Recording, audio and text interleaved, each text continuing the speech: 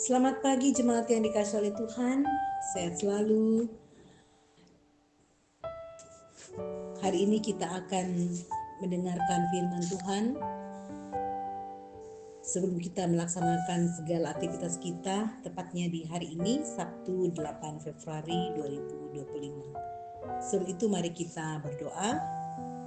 Ya Tuhan Allah yang Maha Kasih, Allah yang tak pernah berhenti menyertai hidup kami sebagai anak-anak-Mu ya Tuhan.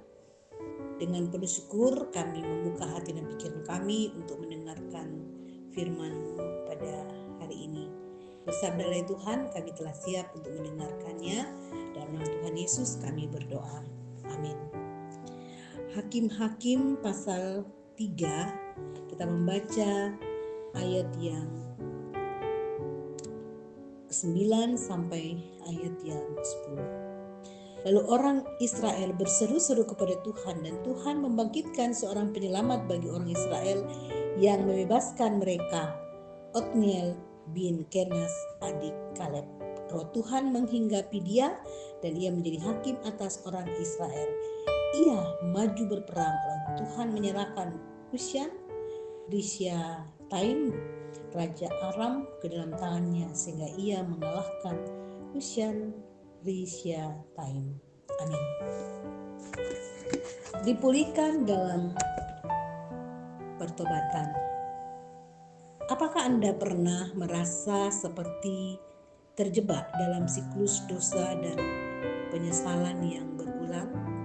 Mungkin Anda berjanji kepada Tuhan untuk berubah, tetapi akhirnya kembali pada pola yang sama. Inilah yang dialami bangsa Israel dalam perikop ini.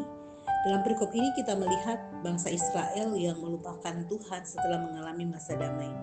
Mereka berpaling dari Tuhan dan menyembah Baal dan Asyera, dewa-dewa bangsa Kanaan.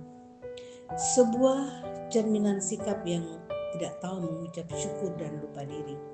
Seperti Israel, kita pun bisa terjebak dalam penyembahan berhala masa kini. Hari ini, berhala mungkin tidak lagi berupa patung, tetapi bisa berbentuk ambisi karir, kekayaan, teknologi, atau hiburan. Ketika kita menggantikan Tuhan dengan hal-hal ini, kita sebenarnya sedang melupakan Tuhan seperti yang dilakukan Israel. Dunia menawarkan banyak hal yang terlihat menarik dan memberikan kepuasan sesaat, tapi pada akhirnya membawa kita ke dalam kehampaan. Namun ada kabar baik. Ketika bangsa Israel berseru kepada Tuhan dalam penyesalan, Tuhan membangkitkan Otniel sebagai penyelamat mereka. Ini adalah gambaran kasih karunia Tuhan yang selalu siap memulihkan kita ketika kita bertobat. Roh Tuhan turun atas Otniel, memberikan dia kuasa untuk membebaskan Israel dari penindasan. Di sini kita melihat bahwa pertobatan bukan sekedar meminta maaf, tetapi mengakui dosa kita dan kembali ke jalan Tuhan dan yang selalu setia memberikan kita. Yesus Kristus sang penyelamat telah datang untuk membawa kebebasan dan memulihkan dari perbudakan dosa. Saat kita berseru kepadanya dengan hati yang hancur, dia mendengarkan kita dan memberikan Roh Kudus untuk menguatkan kita, memulihkan dan memimpin kita dalam kehidupan yang baru. Tuhan tidak pernah menutup telinganya ketika kita berseru dengan hati yang tulus. Pertobatan bukan hanya sekedar ucapan di bibir, tapi juga perubahan hati.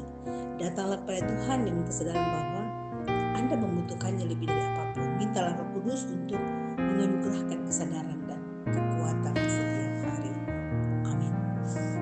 Mari kita berdoa. Tuhan, terima kasih kami sungguh dikuatkan lewat firman-Mu pada pagi hari ini. Tuntun dan sertai seluruh jemaat untuk senantiasa meminta Roh Kudus untuk dianugerahkan sehingga mengalami kesadaran dan kekuatan setiap hari yang berasal dari Tuhan. Berkati seluruh jemaat berkarya hari ini ya Tuhan, mereka mengerjakannya dengan senantiasa mengandalkan pertolongan Tuhan. Apapun hal-hal yang dapat mengalihkan perhatian jemaat darimu Tuhan, tolonglah jemaat-Mu agar tidak menggantikan pandangan mereka kepada Tuhan dengan hal-hal yang menggiurkan secara duniawi.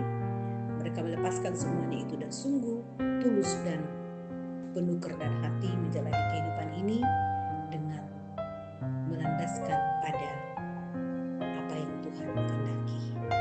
Kami Kami juga bersyukur hari ini bersama dengan Ibu Tri Hedianti yang Tuhan tambahkan usia. Memberkati Ibu Tri Hedianti dalam kehidupan keluarga dan bahkan dalam segala karya yang Tuhan karuniakan padanya.